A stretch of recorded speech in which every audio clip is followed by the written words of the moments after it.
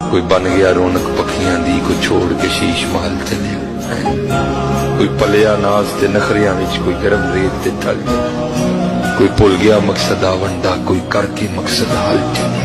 Ghulam Farida اتے سب مسافر نہیں، کوئی اج چلیا کوئی کل۔ والعصر إن الإنسان لفي خسر إلا الذين آمنوا وعملوا الصالحات وتواصوا بالحق وتواصوا بالصبر۔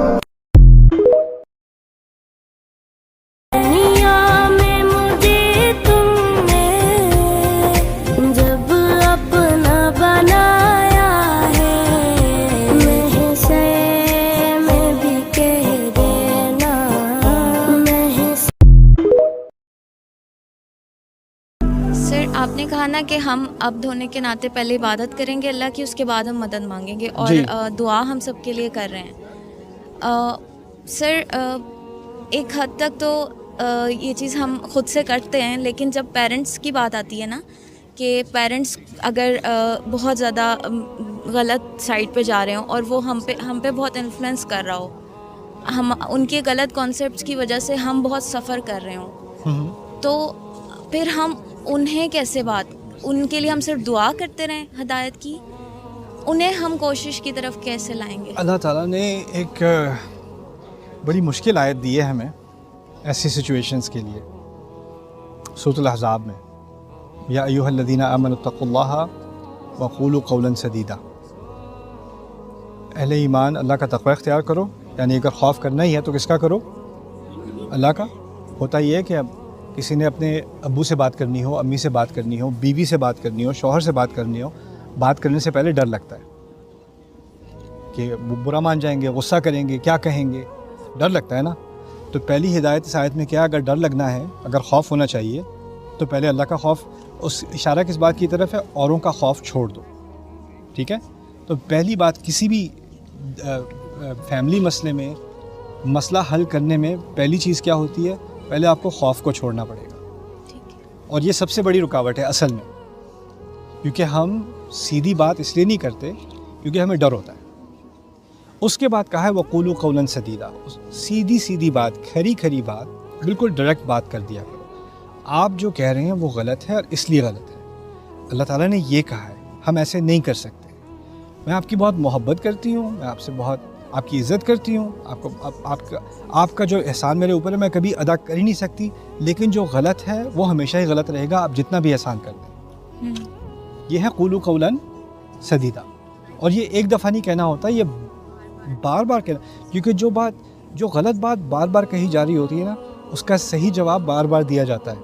قرآن نے صحیح بات ایک دفعہ کی ہے، بار بار کی ہے، ایک ہی بات بار بار کی ہے نا، کیونکہ غلط بات بھی بار بار کہی جا رہی تھی، اور اس کے لیے بہت ہمت کی ضرورت ہوتی ہے، اور اس کے لیے ایک نڈر قسم کا انسان بننا پڑتا ہے نا، اسی لیے اتقوا اللہ پہلے کہا ہے، اور پھر اس کا نتیجہ کیا نکلے گا؟ یصلح لکم اعمالکم، تمہارے سارے اعمال کی وہ اصلاح کر دے گا، یعنی تمہارے سارے اعمال کے ذریعے جو نتیجہ تم ڈھونڈنا چاہ رہے ہو نا، اس نتیجے تک وہ ان کو پہنچا دے گا۔ ان اللہ بالغ امرہ، ایک اور جگہ مقام پر اللہ تعالیٰ کہتے ہیں اللہ تعالیٰ اس کے معاملے کو اس کی انتہا تک پہنچا دے گا انشاءاللہ۔ ٹھیک ہے،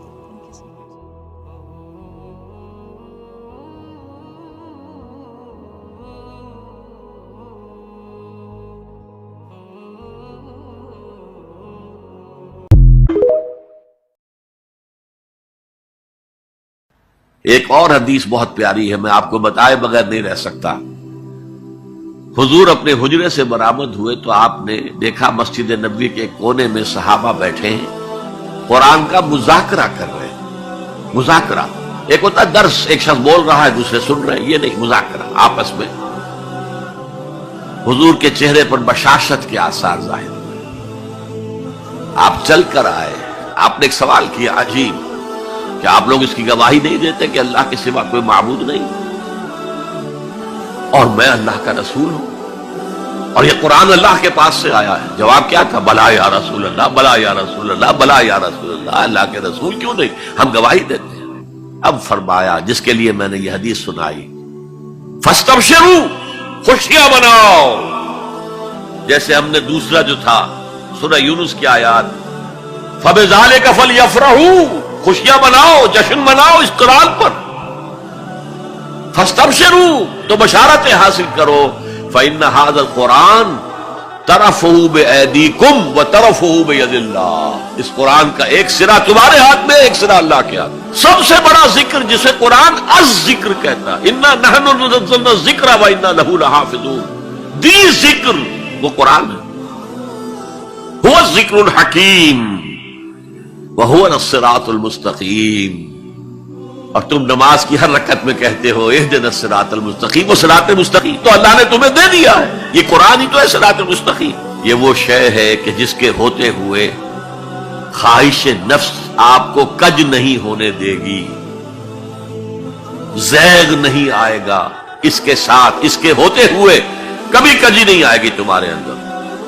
زبانیں التباس نہیں پیدا کر سکے گی. قرآن جو ہے اپنی حفاظت خود کرتا ہے، اس پر باطل حملہ آور ہو ہی نہیں سکتا، نہ سامنے سے نہ پیچھے سے.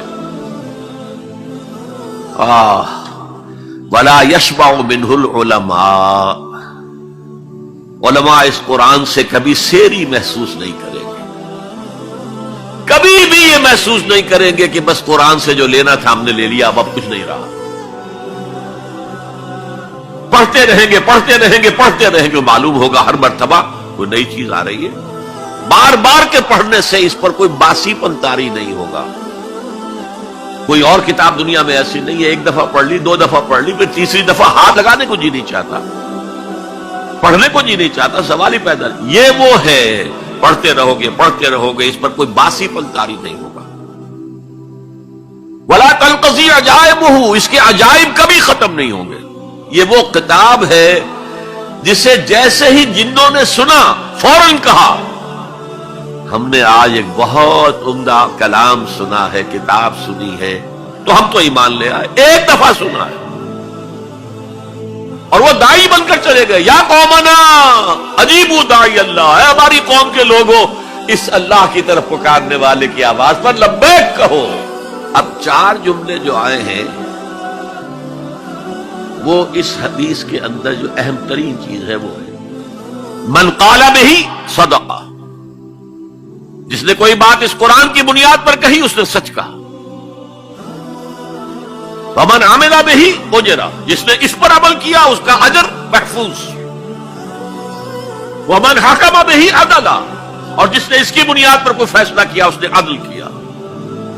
اور آخری جملہ کاش کہ اس کا مصداق اللہ مجھے بھی اور آپ کو بھی بنا دے. وَمَن دَعَا إِلَيْهِ هُدِيَ إِلَىٰ صِرَاطٍ مُسْتَقِيمٍ، جو اس قرآن کی طرف لوگوں کو بلائے گا کسی اور کو ہدایت ہو نہ ہو، اس کی ہدایت ہو گئی. حضرت جبرائیل نے حضور سے کہا یا محمد صلی اللہ علیہ وسلم امتک بعدک، آپ کے بعد آپ کی امت کا کیا حال ہوگا، کون سہارا ہوگا؟ حضور نے فرمایا مل مخرج منہا یا جبرائیل، اے جبرائیل تم بھی بتاؤ اس مسئلے کا حل کیا ہے، نکلنے کا راستہ کون سا ہے. تب حضرت جبرائیل نے یہ ساری حدیث پڑھی. گویا کہ اس کے راوی اول حضرت جبرائیل ہے، راوی ثانی حضور ہے، راوی ثالث حضرت علی رضی اللہ تعالی. یا معشر الجن والانس ان استطعتم ان تنفذوا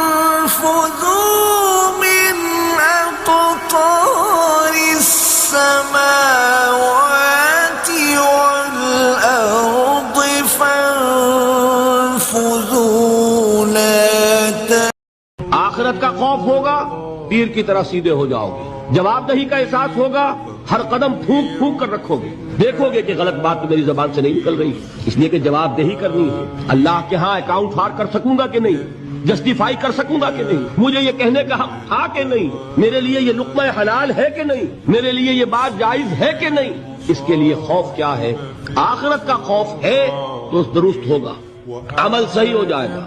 آخرت کا خوف نہیں ہے، ایمان باللہ کیا ہوگا؟ ذات و صفات کی بحث ہو جائے گی، علم کلام کا معاملہ بن جائے گا۔ یہ جان لیجئے ایمان باللہ ایک ذہنی عیاشی بن جائے گی اگر آخرت کا خوف نہیں۔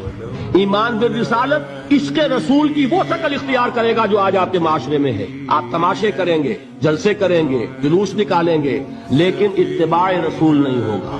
کیوں نہیں ہوگا؟ کہ آخرت کا جواب دہی کا احساس نہیں۔